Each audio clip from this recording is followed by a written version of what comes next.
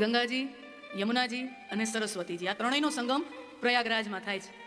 અને પ્રયાગરાજમાં તમે ત્યાં ગયા હો દર્શન કરવા તો તમને ખ્યાલ હશે કે ગંગાજી અને યમુનાજીનો પ્રવાહ જ્યાં ભળે છે ને ત્યાં તમને ચોખ્ખું દેખાય આવે કે આ ગંગા જળ આવી રહ્યું છે ને આ યમુનાજીના નીર આવી રહ્યા, તમને ચોખ્ખું દેખાય. કારણ કે ગંગાજી ધવલ છે, ધવલ એટલે શ્વેત છે, સફેદ છે, અને યમુનાજી થોડા શ્યામ છે. યમુના મૈયા કારી કારી, રાધા ગોરી ગોરી. યમુનાજીને કાળા કીધા, યમુનાજી કાળા છે. તો ત્યાં બંનેનો જ્યાં મિલન થાય છે તો તમે એમ કહો કે અહીંયા તો ખાલી બે જ મળે છે, તો સરસ્વતીજી ક્યાં? તમે જોજો ત્યાં મળે જળ પ્રવાહ ગંગાજી ને યમુનાજીનો છે. સરસ્વતીજીને આપણે ગુપ્ત નદી તરીકે કીધા, ગુપ્ત સરિતા છે, દેખાય નહીં. આના જેવું છે, બહેનોના ચોટલા જેવું. તમે ક્યારેક બહેનોનો ચોટલો જો, જ્યાં અધિકાર હોય ત્યાં જોવાય, હા ત્યાં જોવાય. એટલે તમારી પત્ની ચોટલો વાળતી હોય ને તો દરેક સ્ત્રીને ખબર હોય ચોટલો વાળવો હોય તો વાળને કેટલા ભાગ પાડવા પડે? 3 ભાગ પાડવા પડે ને. એટલે પછી 3 ભાગને તમે આમ ગૂંથો, એ એક સાયન્સ છે. આમ ગૂંથો પછી ચોટલો ગૂંથાઈ જાય, પણ દેખાય કેટલા? ત્રીજો ક્યાં ગયો? કર્યા તો 3 ભાગ હતા ને, દેખાય છે કેટલા? તો ત્રીજો ગયો ક્યાં? એ ગુપ્ત છે. યમુનાજી અને ગંગાજીનો જળ પ્રવાહ દ્રશ્ય છે, સરસ્વતીજી અદ્રશ્ય ગુપ્ત સરિતા છે. અને ગંગાજી એ ભક્તિની ધારા છે, જ્ઞાનની ધારા છે. ગંગાજી ભક્તિની ધારા છે, યમુનાજી કર્મની ધારા છે. યમુનાજી કર્મની ધારા છે. શું કામ?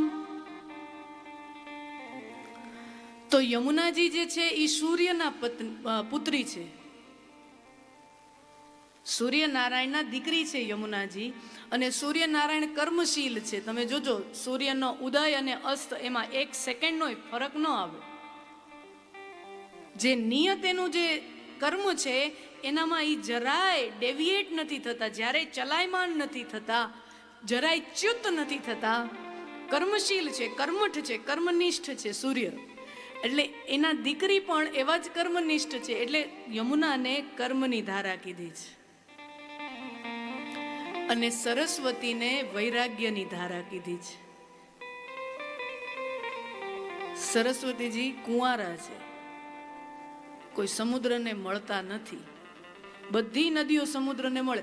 સમુદ્રને મળે એટલે આપણા શાસ્ત્રો શું કહે છે કે સમુદ્ર છે એ નદીઓનો પિયા છે, એનો પતિ છે. તો બધી સ્ત્રીઓ દોડીને પોતાના પતિને મળવા જાય છે. એટલે કે બધી નદીઓ ગમે ત્યાં હોય પણ એ દોડતી દોડતી સમુદ્રમાં જઈને મિલન થાય છે. પણ સરસ્વતીજી સમુદ્રને મળતા નથી, એટલે સરસ્વતીજીને કુંવારા કીધા, વૈરાગ્ય છે. તો તીર્થરાજ પ્રયાગરાજ જે છે ત્યાં કર્મની ધારા ભળે છે, ભક્તિની ધારા ભળે છે, વૈરાગ્યની ધારા, ત્રણેય ધારા એક જગ્યાએ ભળે છે. એટલે પ્રયાગરાજને તીર્થરાજ કીધા છે. અને એ જ વાત ભાગવત કથામાં પણ છે. ભાગવતમાં પણ આ ત્રણેય ત્રિવેણી સંગમ છે, આ ત્રણેયનો સંગમ છે. ભાગવત કથા લખાણી ક્યાં? ભાગવતનો ગ્રંથ લખાણો ક્યાં? તો કે હિમાલયમાં બદ્રી વિશાલ જે ધામ છે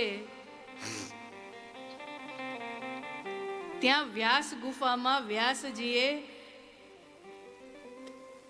ભાગવતનું રચના કરી. તો એ છે સરસ્વતી નદીના કિનારે. તો લખાણી ભાગવત ગ્રંથ લખાણો ક્યાં? તો કે સરસ્વતી નદીના કિનારે. એની અંદર લખાણું શું, કન્ટેન્ટ શું છે? તો કે શ્રી કૃષ્ણની લીલાઓ. તો એ શ્રી કૃષ્ણની લીલાઓ થઈ ક્યાં? તો કે યમુના કિનારે. યમુના કિનારે થઈને વ્રજમાં થઈ, ગોકુળમાં થઈ, વૃંદાવનમાં થઈ, મથુરામાં થઈ. આ બધું શું છે? તો યમુના કિનારો છે. લખાણી સરસ્વતીના કિનારે. એમાં લખાણી એ બધી લીલાઓ થઈ ક્યાં? યમુના કિનારે. અને સૌથી પહેલા ભાગવત કથા ગવાઈ ક્યાં, કહેવાઈ ક્યાં? તો કે ગંગા કિનારે. સુકતાલ, ગંગા કિનારે, કે જ્યાં ગંગાનો નિર્મળ કિનારો છે ત્યાં સુખદેવજી મહારાજ પરીક્ષિત રાજાને કથા સંભળાવે છે. લખાણી સરસ્વતીના કિનારે જે લીલાઓ થઈ એ થઈ યમુના કિનારે, અને જે સૌથી પહેલા કથા થઈ એ થઈ ગંગા કિનારે. એટલે આ ભાગવત કથાની અંદર ભક્તિ, જ્ઞાન, વૈરાગ્ય અને કર્મ આ ત્રણેયની ધારાઓ છે. કર્મની ધારા છે, ભક્તિની ધારા છે અને વૈરાગ્યની ધારા છે. તમે અહીંયા 1000 લોકો બેઠા હો અને એમાંથી દરેક માણસ છે ને એ બીજા વ્યક્તિથી અનોખો છે. મુંડે મુંડે મતિર ભિન્ના. દરેકનો શોખ અલગ છે, વિચાર અલગ છે, રુચિ અલગ છે, ઇન્ક્લિનેશન અલગ છે. ઘણા એને ભક્તિમાં રસ પડે અને ઘણા એમ કે ભક્તિ તો વેવલા લોકો કરે, કામ કરો ને કામ કરો ને. ઘણા એવા હોય, માળા લઈને શું બેઠા છો, સમાજ સેવા કરો, આ કરો, તે કરો. આમાં જો કોઈ સારું નથી ને કોઈ ખરાબ નથી, ઇટ્સ જસ્ટ ડિફરન્ટ. સમજો, આ એક વસ્તુ આટલું ઉપાડી લ્યો ને જીવનમાં, આપણા જીવનના 80% પ્રોબ્લેમ ખતમ થઈ જાય. કોઈ વસ્તુ સારી હોતી નથી, કોઈ વસ્તુ ખરાબ હોતી નથી, બસ વસ્તુ અલગ અલગ હોય છે. એપલ એપલ હોય છે, ઓરેન્જ ઓરેન્જ હોય છે. એપલ પોતાની રીતે શ્રેષ્ઠ છે, ઓરેન્જ પોતાની રીતે શ્રેષ્ઠ છે. બેયની સરખામણી શક્ય જ નથી. તો જે કર્મવાદી મનુષ્યો હોય છે એને કર્મમાં જ રસ પડે. એને આ ભક્તિ ને જ્ઞાન ને વૈરાગ્ય ને આ બધું એને નકામું લાગે ને વેવલા આ નવરા લોકોનું કામ છે. એવા ઘણા તમને મળશે, મૂકો અને માળા આવે. ઘણા ભક્તિ હૃદયનો માણા હોય ને એ એમ કે આપણા માટે તો આ પ્રભુ નામ જ બરાબર છે. કોઈ બહુ મોટા ગ્રંથો આપણે વાંચતા ફાવે નહીં, યાદે નો રહે, વાંચીને એમ કાંઈ ખબર પડે નહીં. આપણા માટે હરિનું નામ લેવાઈ જાય, રામનું નામ લેવાઈ જાય, ઘણું એની ધારા છે. અને ઘણા વૈરાગી જીવ હોય અને જન્મજાત વૈરાગી જીવ હોય. તમે કોઈ પણ તમારી વિચારધારા હશે, તમારી કોઈ પણ રુચિ હશે, કર્મવાદીઓને કર્મના સૂત્રો ભાગવતજીમાંથી મળી જશે, ભક્તિવાદીઓને ભક્તિનું બળ ભાગવતજીમાંથી મળી જશે, અને વૈરાગીવાદી જે જીવ છે એને વૈરાગનું ભાથું આ ભાગવત ગ્રંથમાંથી મળી જશે. માણસ જેવો હોય એને એ પ્રકારનું ભોજન ભાગવતજી પીરસે છે. આખી થાળી છે, આ થાળી છે. તમે વિદેશમાં જાઓ ને તો વિદેશનું ભોજનની પ્રક્રિયા છે ને આખી અલગ છે. 3 કોર્સ મીલ, 4 કોર્સ મીલ એવી રીતે હોય. અમારા બહુ વડીલોને કદાચ ન ખબર હોય, પણ જે અમુક અમેરિકા ગયા હશો તમને ખબર હશે કે જ્યાં પ્રમુખો એકબીજાને મળે, કોઈ દેશના વડાઓ કે સેનેટર્સ કે કોંગ્રેસમેન એકબીજાને મળે, કે કોઈ દેશના નેતાઓ આવે, ડેલિગેશન આવે, તો ફોર્મલ ડિનર હોય. અતિથિ આવે એટલે જમાડે, ફોર્મલ ડિનર હોય, ટાઈ બાય સૂટ બૂટ પહેરેલા હોય. અને એ જમણવારો હોય તો એ જમણવારો કેવી રીતે થાય? એ 4 કોર્સ મીલ હોય. એમાં શું હોય? પહેલાં સૂપ અપાય, પછી સ્ટાર્ટર અપાય. હવે એમાં એવું, સૂપ પૂરું ન કરો ને ત્યાં સુધી સ્ટાર્ટર પીરસે નહીં, સ્ટાર્ટર પૂરું ન કરો ને ત્યાં સુધી મેઇન કોર્સ એટલે શાક રોટલી એનું જે હોય એ પીરસે નહીં. અને મીઠાઈ છેલ્લે આવે, ડિઝર્ટ. મીઠાઈ છેલ્લે આપે, ડેઝર્ટ. તો ત્યાં પ્રક્રિયા છે. સૂપ પૂરું ન કરો ત્યાં સુધી સ્ટાર્ટર ન આપે, સ્ટાર્ટર ન કરો ત્યાં સુધી જમણ ન આપે, જમણ પૂરું ન કરો ત્યાં સુધી મીઠાઈ ન આપે, એ હોય. અને આપણે અહીંયા શું સિસ્ટમ છે જમણવારાની?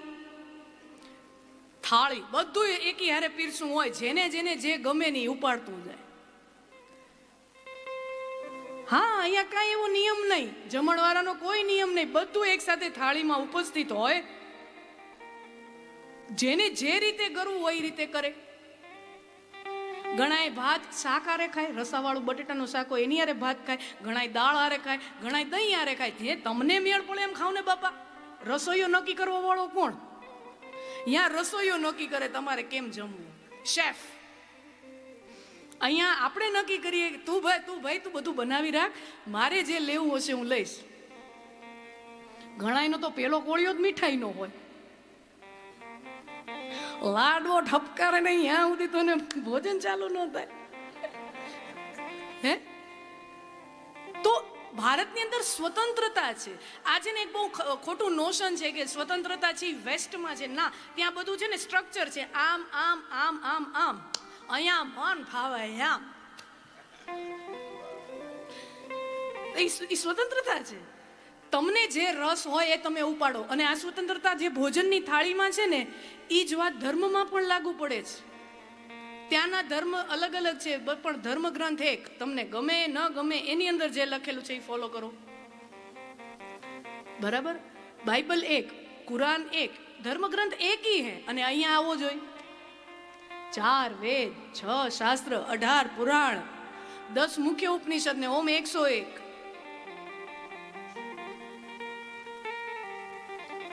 તને જે ગમે એ તું ઉપાડ. ઘણા એમ કે મને તો માતાજી પ્રિય, તો માતાજીનું દેવી ભાગવત ઉપાડો. ઘણા એમ કે મારા તો શિવજી મહાદેવ, તો કાંઈ નહીં, શિવ પુરાણ ઉપાડો. ઘણા એમ કે મારો તો કનૈયો, તો ભાગવત ઉપાડો. મારા વાલા, તમને જે ગમે એ ઉપાડો. વિચાર કરો, આ કેટલી મોટી સ્વતંત્રતા છે. આ કેટલી મોટી સ્વતંત્રતા છે. જેને જે રુચિ હોય, જેને જે ઈશ્વરીય તત્વના સ્વરૂપમાં એને આનંદ આવે, એને ભજવામાં આનંદ આવે, એ સ્વરૂપ એને ગમતું હોય, એની પૂજા કરે. કેટલી મોટી સ્વતંત્રતા. આપણા તો 5 જણાનું પરિવાર હોય ને, એની અંદર પિતાજી હોય એ મહાદેવના ભક્ત હોય, મમ્મી હોય એને લાલો પોતાનો લાલો હોય, લડ્ડુ ગોપાલ હોય, એ લાલો એને વાલો હોય, અને જુવાન છોકરો હોય 20-22 વર્ષનો એનો દીકરો, એ હનુમાનજીનો ભક્ત હોય. ઘરમાં 5 જણા હોય ને તો 5એયના ભગવાન જુદા હોય. એ સ્વતંત્રતા એ ઋષિ મુનિઓને હમે દી હે. અને આ ભાગવત ગ્રંથ પણ એ જ પ્લેટફોર્મ છે કે એની અંદર કર્મવાદીને કર્મના સિદ્ધાંતો મળી જાય છે, ભક્તિવાદીને ભક્તિના સિદ્ધાંતો મળી જાય છે. અને જે વૈરાગી હોય, સાધુ સંતો હોય, જેને સંસારનો ત્યાગ કરી દીધું છે, એને વૈરાગ્યના આની અંદરથી સૂત્રો મળે છે.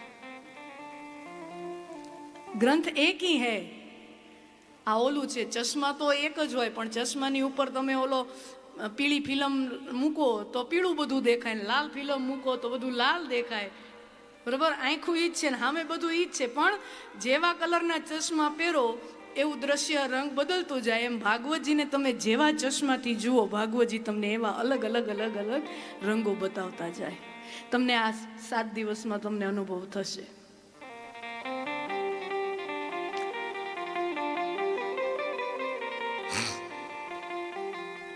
તો એવું આ પરમાત્માનું દિવ્ય ચરિત્ર છે. અને સાક્ષાત ભગવાનનું શ્રી અંગ છે, શરીર છે.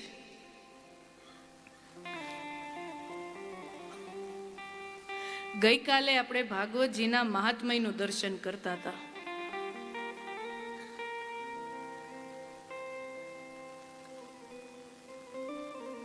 આત્મદેવ પવિત્ર બ્રાહ્મણ છે.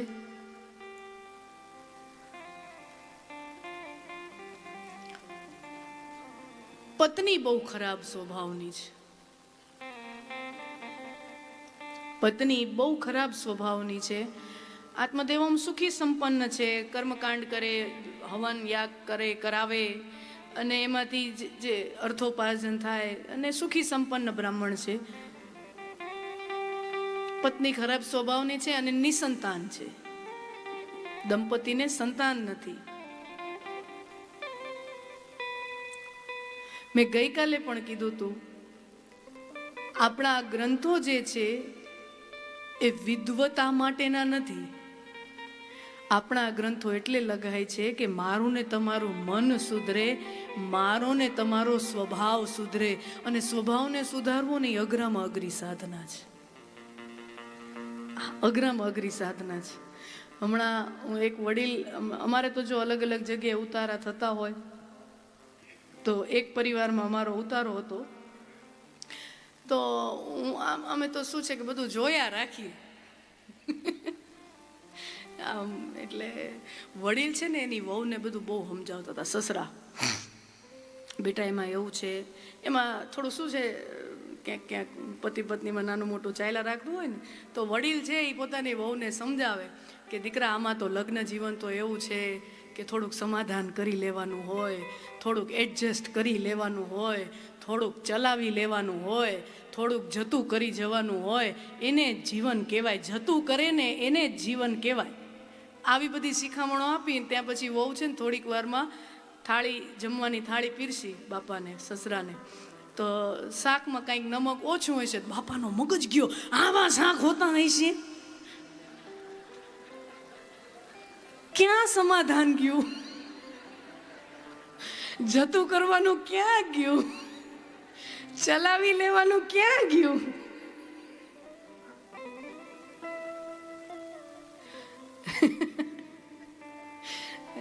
બોલો, 2 મિનિટ પહેલા જે કહેતા હતા ચલાવી લેવાનું હોય, જતું કરવાનું હોય, ને એ જરાક મીઠું ઓછું હોય એ ચલાવી ન લે.